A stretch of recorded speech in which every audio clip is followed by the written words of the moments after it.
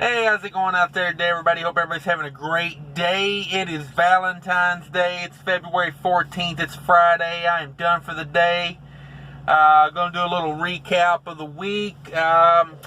So, I guess the big news is fuel. Man, these fuel prices just keep going down and going down and going. I mean, can't be bad, but I'm not too crazy about it, honestly. I'll tell you why.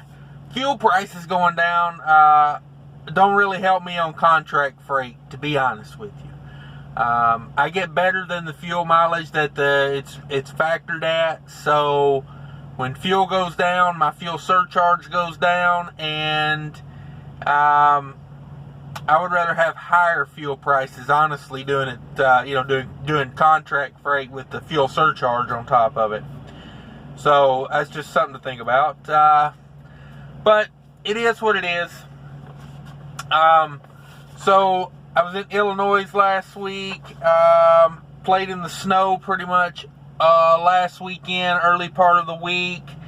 I went over into Illinois, then I ran back over to Davenport, Iowa, and grabbed a load. Not a bad load. It was just, I got there way too early, and they didn't pay attention because, they had an appointment time, and I was about 2 hours early on the appointment time, and then they take 2 hours to load it. So it is what it is. It's I knew it was an appointment time, but I could have stopped somewhere else and done whatever, but I figured I was just going over there because it was snowing. I was trying to get over there before the snow hit too bad, and that was a decent little load.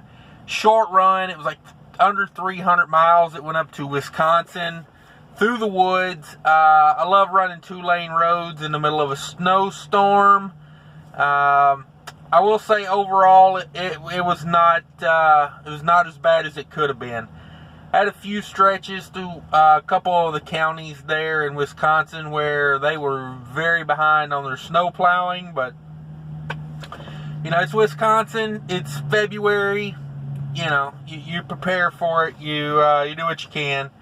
It was a light load. It weighed about 13,000 pounds.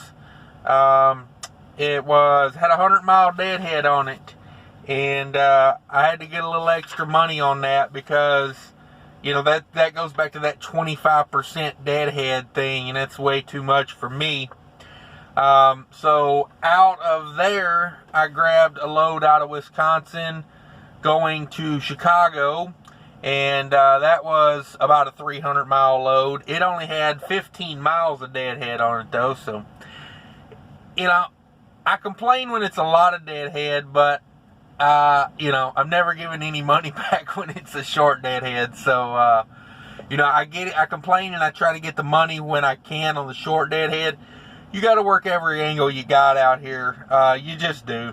And so I ran that into Chicago, picked up another load out of Chicago, going back to Minnesota. That was about a 400-mile run. It had a 30-mile deadhead on it. So there again, I'm under the 10%. 10% or less really is my goal. And then I took that back to Minnesota. Took a couple days off there. I took off, what was it? Wednesday. Got off like middle of the day Tuesday, Wednesday, and then come back, like 11 o'clock or I had 11 o'clock appointment for a pickup on the load I'm doing now Thursday. I did one local pickup, and because one of the local guys had called in sick, and so I said, well, I'll go do this pickup for this guy because we had another driver that was coming into town, and he was not going to be able to make the pickup on time, and kind of screwed myself doing that. I grabbed the empty trailer off the yard, and I went and got it loaded. And come to find out, that was the only empty trailer on the lot, and I had to pick up.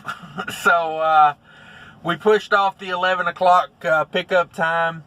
I went and did the local pickup, did the guy the favor. It paid me like $90 to go pick it up.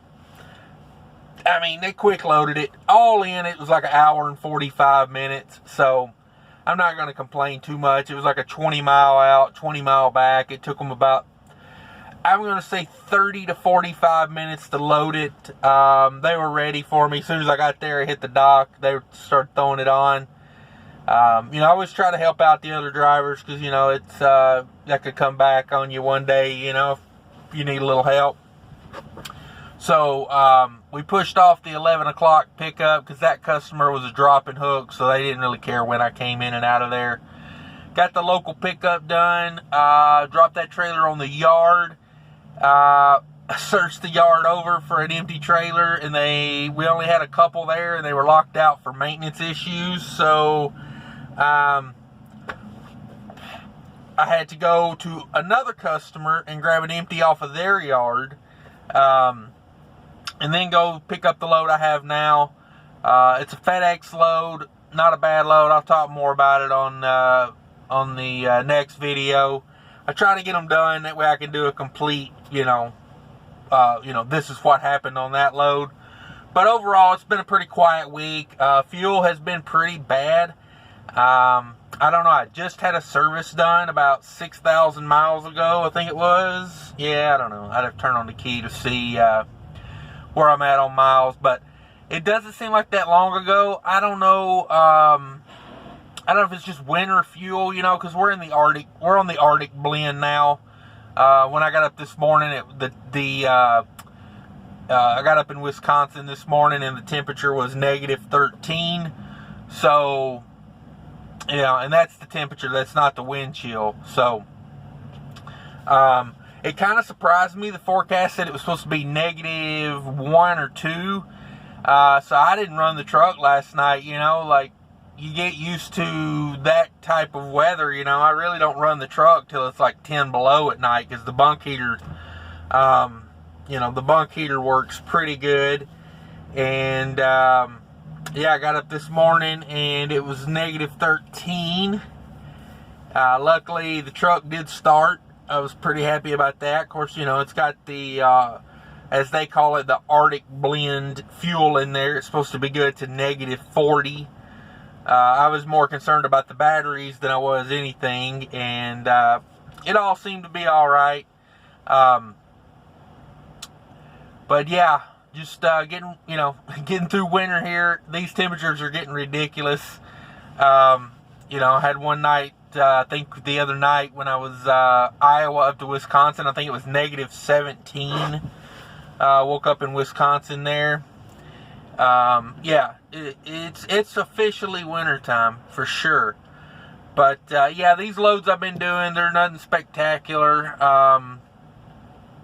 Like I said, the load up to Iowa was really light, and then the load from Wisconsin down to Chicago, that was about 22,000 pounds.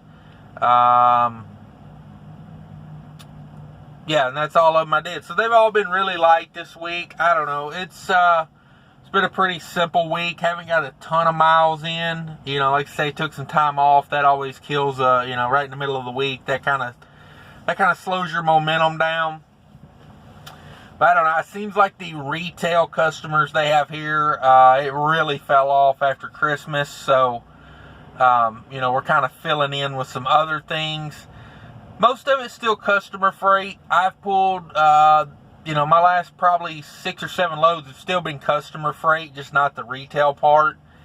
The retail part is kind of the part I was enjoying the most because, there's no deadhead. You pick up a load going into a distribution center, you take it into a distribution center, and then you get a load out that's typically 200 to 300 miles out. So it makes for a 900 mile run with very little deadhead on it.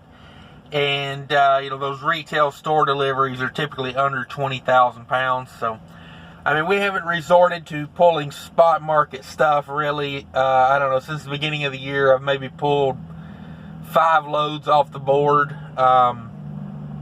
We try to stick to customer freight first. But, I don't know, with the weather changing and, some of the customers I'm not particularly crazy about now that I've learned a few of them. I don't know. I may start doing more stuff off the spot market. Just kind of. I know the areas where they don't have a lot of customer freight, and if I get into those areas, I can just take stuff off the load board. I do still keep an eye on the load board. It does seem like rates are ticking up a little bit from what I see. Typically, like, I don't know, from January till, like kind of the end of February is usually the worst part of freight rates for the year from what I've experienced, especially in dry van. Because it's all a trickle down effect, like when flatbeds aren't moving a lot, then, they kind of want to pull, they can pull some stuff that could go in a dry van. You know what I mean? It kind of mushes all together, it's like, so I don't know.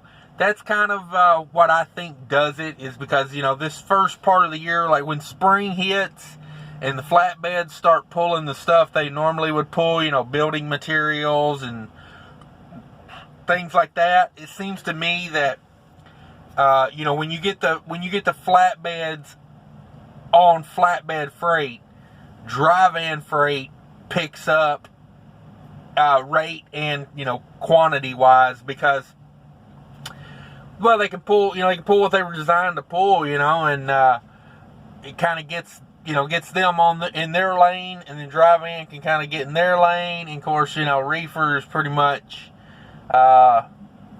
you could pull dry van loads in a reefer, but I never understood why you would want to do that unless it was just something paying spectacular, or I used to do a couple dry van loads a year when I was trying to get to the house, If I could find something lightweight that paid decent, I would throw it in the box. But typically reefer freight's going to pay more. So, if I've got a trailer that, I can get a better rate with, I'd rather do that. It's kind of like flatbed guys. Things that I noticed, doing flatbed to van is a lot of things you would typically think of as a flatbed load, like a load of brick. I've hauled a lot of brick in a dry van. It's typically not a great paying load, and the flatbed guys are like, it's an easy load, throw a few straps on it and you go, but it seems to me that flatbed guys really aren't crazy about hauling brick, So when you get them hauling things they want to haul, the lumber and the, just building materials, shingles. When I was flatbed, I used to haul a ton of shingles. When you get stuff like that on the flatbed, then the freight that's kind of the in-between freight, the dry van will typically pick it up, because there's way more dry van out here, So it's like a load of brick. Typically you would want, you would think of the brick as being a flatbed load, but when it comes down to it, there's more dry van out there, and the flatbed guys would rather pull stuff that pays more like a flatbed should. So I don't know. That's just my take on that. Seems like I'm rambling at this point, so I'm going to hop off here. I appreciate everybody watching. Be sure to share, like, subscribe, do all that fun stuff for me if you don't mind. Leave me some comments to read. I appreciate all that. If you stuck around this far, thank you. And take care of each other out there, everybody. Later.